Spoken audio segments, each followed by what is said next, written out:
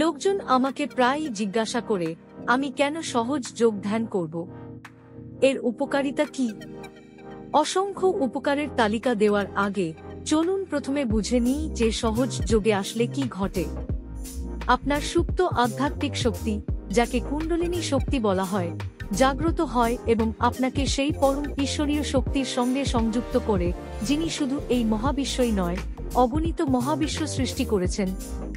পৃথিবীর সমস্ত ধর্ম সেই একই পরম শক্তির দিকেই ইঙ্গিত করে, তা সে পরমেশ্বর হোক, খোদা হোক কিংবা যীশু খ্রিস্ট।